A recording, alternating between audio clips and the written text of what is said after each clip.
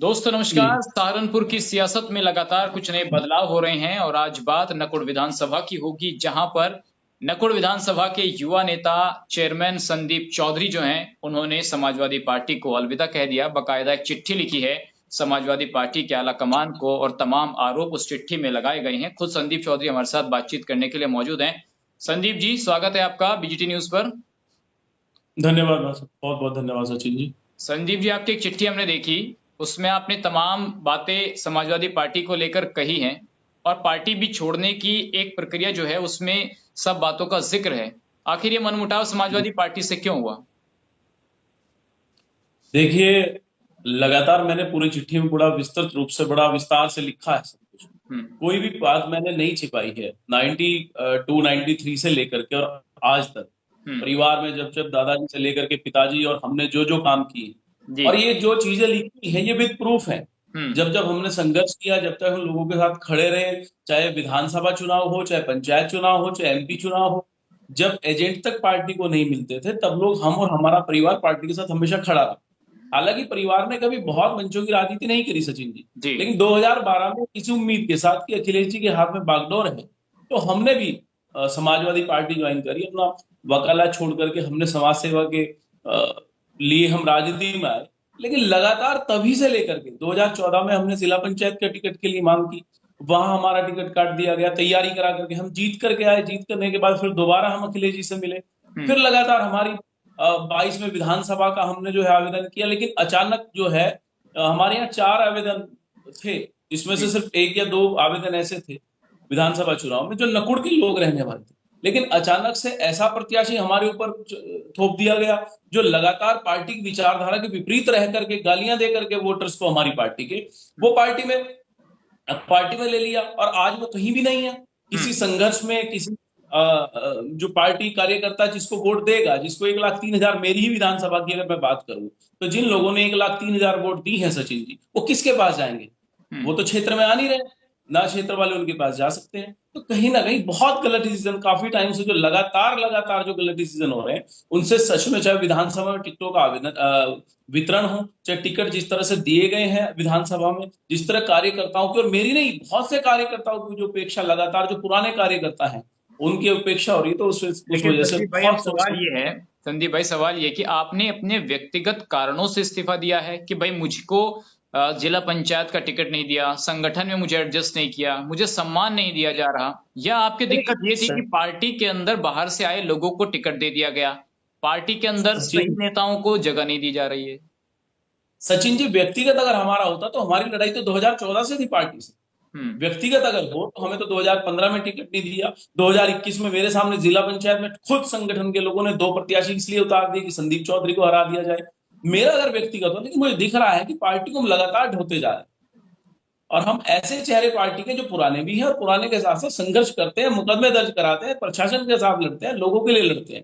लेकिन लगातार, अब जैसे आपने भी ये कहा है, मेरे पार्टी के लगातार जो फैसले 2022 के विधानसभा चुनाव में टिकट का वितरण, और अब जो लगातार अभी जो स्थितियां जिले सहारनपुर में है, क्योंकि हमें भाजपा का अगर सांप्रदायिक ताकतों से लड़ना है, अगर समाजवाद को जिंदा रखना है, तो उसके जी। लिए साथी चाहिए, उसके लिए मजबूत लोग चाहिए। हम्म। हल्के फुल्के लोगों से भारतीय जनता पार्टी जैसे लोगों से के जैसी पार्टी से नहीं लड़ा जा सकता।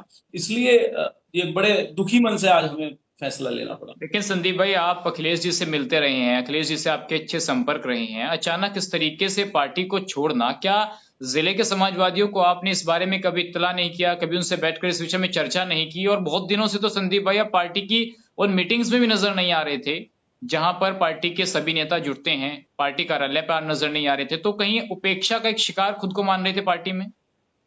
देखिए देखिए, पार्टी कार्यालय पे मैं लगातार गया। हमारी जो मासिक बैठक होती है, लगातार मैं वहां गया हूँ।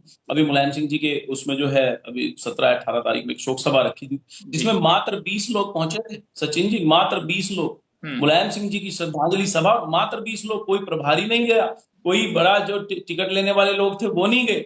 लेकिन हम लोग गए थे, और लगातार हम पार्टी से, क्योंकि पार्टी में ये लोग तो आवाए हैं। हमने हम्म। तो पार्टी की विचारधारा सन 90 95 से बावजूद, तो यहाँ ये उपेक्षा नहीं कर सकते हमारी ना। हम पार्टी में इनके इनके चेहरे से यहाँ के लोगों से आए थे। हम तो मुलायम सिंह जी के, रामशरण दास जी के नेतृत्व में, उनके सानिध्य में लगातार पार्टी ने पार्टी के लिए काम किया है, लगातार कर रहे थे। तो हमारे पार्टी से व्यक्तिगत हमारा चाहे प्रदेश नेतृत्व हो, चाहे कुछ हो, लेकिन यहाँ के लोग, अब जैसे पीछे जो आपने देखा होगा सचिन जी, अग्निवीर प्रकरण में जीत जाने वाला एकमात्र व्यक्ति मैं, और बेवजह सिर्फ ज्ञापन देने के चक्कर में जो देशद्रोह तक के मामले का दर्ज करने का जो प्रशासन शासन का जो रहा है मामला, उसमें एक समाजवादी पार्टी का कोई नेता ऐसा नहीं था जिसका कोई वक्तव्य आया हो, कोई सोशल मीडिया पे, कोई अखबार के माध्यम से, कोई घर आकर के ये नहीं कहा कि आपके साथ गलत है। तो आप ये तो भी मेरा मानते तो हैं सिर्फ कि अग्निवीर में जब आप जेल गए संदीप भाई, जब आप जेल गए तो आपको पार्टी का वहां पर भी साथ नहीं मिला, किसी नेता ने आपके प्रति कोई सहानुभूति नहीं जताई?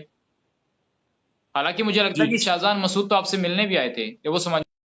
देखिए सचिन जी, मैं आपको बताऊं, पार्टी के लोग, पार्टी के संगठन के लोग, पार्टी के जो जिम्मेदार लोग, पार्टी के जो प्रत्याशी रहे हैं, जिन लोगों के लिए हमने काम किया है, जिन लोगों के लिए दिन रात खड़े, और उसके साथ साथ मैं कह रहा हूं कि प्रदेश में जो पूरे टीवी चैनल्स में जिस तरह से हमें हमारा जो दिखाया गया, चाहे आज तक हो, जी न्यूज हो, आपके चैनल हो, बीजीटी न्यूज हो, लेकिन प्रदेश कार्यालय से सूचना तक नहीं ली गई कि कहाँ सहारनपुर में किस आदमी के साथ हमारे शस्त्र लाइसेंस सारे निरस्त कर दिए गए, हमारे पिताजी को जो वकील, जो शासकीय अधिवक्ता लगातार पिछले 10-15 साल तक, उनको हटा दिया। मैंने चिट्ठी में सब मेंशन किया है। लगातार उत्पीड़न के बाद पार्टी कार्यालय, प्रदेश कार्यालय, प्रदेश नेतृत्व हो, राष्ट्रीय नेतृत्व हो, जिला नेतृत्व हो, किसी ने भी किसी तरह की सूद लेने का काम नहीं किया। और मेरा दुख ये सिर्फ ये है सचिन जी कि जब मेरे जैसे सामान्य कार्यकर्ता के साथ ऐसा हो सकता है, तो आम जो कार्यकर्ता जुड़ रहा है या हम जोड़ना चाह रहे हैं पार्टी के साथ, किस बिहाफ पे हम उसको जोड़ने का काम करेंगे, क्या उनको बता करके पार्टी में लाने का काम। तो संदीप चौधरी, अब मेरे दो सवाल आपसे अहम हैं। एक सवाल ये है कि क्या भाजपा को चुनौती देने की जो बातें सपा में हो रही थी, अब वो सपा क्या भाजपा को चुनौती जिले में दे पाएगी या नहीं दे पाएगी? और दूसरा सवाल ये है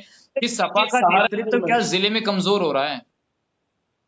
देखिए, मैं आपको बताऊं, समाजवादी पार्टी बहुत पहले से यहाँ कमजोर है और हमने लगातार प्रयास किया उसको मजबूत करने का, लेकिन लगातार वो फैसले पार्टी नेतृत्व को लिए गए कि जो और कमजोर करती चली आई समाजवादी पार्टी। जिले में इमरान मसूद जैसे कद्दावर नेता, जो समाजवादी पार्टी में टिकट तक, जिन्होंने चुनाव तक नहीं लड़ा, जो लोग चुनाव तक नहीं लड़े सिर्फ इसलिए कि हाँ आप समाजवादी मजबूत होगी, कल हमको सम्मान मिलेगा, आज उनको उन जैसे बड़े बड़े नेता को राष्ट्रीय सम्मेलन, प्रदेश सम्मेलन का न्योता तक नहीं दिया जाता, एक फोन तक नहीं होता। तो आप क्या समझते हैं कि इमरान मसूद या बहुत लोग, मैं किसी व्यक्तिगत आदमी की बात नहीं कर रहा हूँ, अगर उन लोगों को आप सम्मान नहीं दोगे तो कैसे आप मजबूत होंगे? तो अब आगे किन लोगों के सहारे आप सम्मान, आगे क्या होगा संदीप भाई? अब चलिए, राजनीति तो आपको करनी है, आप अच्छे लगते थे लाल टोपी लगाकर जब आप संघर्ष करते थे। अब कौन सी टोपी संदीप चौधरी के सर पर आएगी? भगवा टोपी आएगी या नीली टोपी आएगी? देखिए, मुझे व्यक्तिगत रूप से सचिन जी बहुत दुख है। मैं बता देना चाहता हूं कि बहुत खुशी नहीं हो रही है छोड़ते हुए, लेकिन आदमी लड़ेगा किसके लिए और आदमी लड़ेगा कैसे जब किसी का साथ नहीं मिलेगा? राजनीति में एक और एक 11 होते हैं सचिन जी, और जब आपके साथ खड़े होने वाला कोई ना हो, और मुझ जैसे बहुत से कार्यकर्ता ऐसे हैं, और ये बहुत बड़ा उदाहरण है, अगर माननीय मुलायम सिंह यादव जी, जहां देश का बड़े बड़े नेता, सारे दलों के नेता, चाहे वो भाजपा के हों, चाहे बसपा के हों, चाहे कांग्रेस के हों, चाहे कितने भी चीफ मिनिस्टर हों और हमारे प्रधानमंत्री हों, जो लगातार उनकी शोक सभाओं में जाकर के दुख व्यक्त करने का काम कर रहे हैं, जिले सहारनपुर के इतने बड़े संगठन में, इतने बड़े जिले में, जहां 7 विधानसभा सीट है, अगर 15 लोग आकर के श्रद्धांजलि देंगे तो कैसे पार्टी चलेगी? क्या मीडिया में मैसेज जाएगा? क्या मैसेज यहाँ सहारनपुर के बीजेपी में जाएगा, सरकार में जाएगा? तो इसलिए हाथ होकर के बड़े लंबे समय से परेशान होकर के हमने फैसला लिया। चलिए ठीक है संदीप चौधरी जी, मेरा आखिरी सवाल आपसे ये है कि आपने कहा कि भाई 15 लोग इकट्ठे नहीं हुए, अब वो पार्टी जरा बता दीजिए जिसमें 100-200 लोग इकट्ठे होते हों। सत्ताधारी पार्टी में जाने का मन बनाया है, या फिर जिस तरीके के बदलाव जिले में हो रहे हैं, क्या उन लोगों के साथ जाएंगे संदीप चौधरी? देखिए, हमें तो इस सवाल का जवाब मैं सचिन जी इसलिए आपसे नहीं दे सकता कि जब से हमने होश संभाली, खासकर मैं अपनी राजनीति की बात करूं, 2012 से आज 2022 है, 23 लगने वाला, 10 साल की राजनीति है। हमने कभी उस कार्यालय के अलावा कोई कार्यालय देखा ही नहीं, तो मैं कहां बताऊं कि कहीं भीड़ लगती है नहीं लगती है। लेकिन ऐसा पहली बार हुआ है 2022 के चुनाव के बाद कि लगातार ग्राफ जो है समाजवादी पार्टी का जिले में गिरता जा रहा है। तो जाएंगे कहाँ संदीप चौधरी? कुछ तो रूपरेखा बता दीजिए, बहुत से लोग देखेंगे आपको कि संदीप चौधरी कौन सी पार्टी ज्वाइन करने वाले हैं।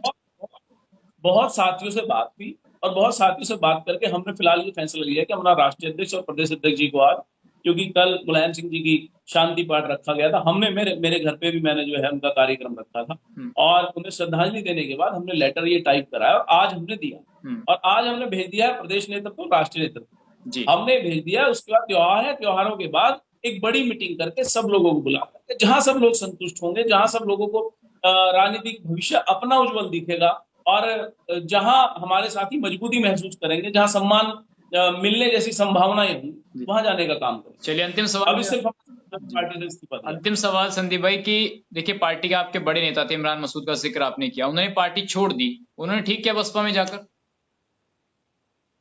जब हम जैसे लोग छोड़ सकते हैं तो वो क्यों नहीं छोड़ेंगे? अब बताइए, जिन लोगों को आपको एमएलसी और राज्यसभा देनी चाहिए थी, जिनकी हैसियत इतनी है, आप सचिन जी जानते हैं इमरान मसूद के बारे में, मुस्लिम वोट प्यार करता है, मुस्लिम के साथ ऐसा नहीं है। उन्होंने बहुत से एमएलए, उनके परिवार ने बहुत विधायक बनाए हैं, बहुत एमपी बनाए हैं, बहुत बड़े बड़े पदों पर उन लोग उनके परिवार ने बिठाए हैं। और आप अगर बुला करके बैठा करके बात करने के बाद भी अगर उनको भी सम्मान नहीं नहीं दे पाए, तो मेरे लिए एक बहुत बड़ा, मेरे जैसे कार्यकर्ता के लिए उदाहरण है कि जब इतने बड़े नेता की उपेक्षा हो सकती है, तो राजनीतिक भविष्य हम जैसे लोगों के लिए क्या होगा। तो चलिए संदीप, जब हमारा निर्णय, इमरान मसूद जी का निर्णय तो निश्चित रूप से बहुत बढ़िया है। चलिए संदीप भाई, हम कोशिश करेंगे जल्दी, जब आप दूसरी पार्टी ज्वाइन करेंगे तब आपसे फिर बात करेंगे। आज के लिए धन्यवाद आपका इस बातचीत के लिए, शुक्रिया बहुत बहुत। धन्यवाद।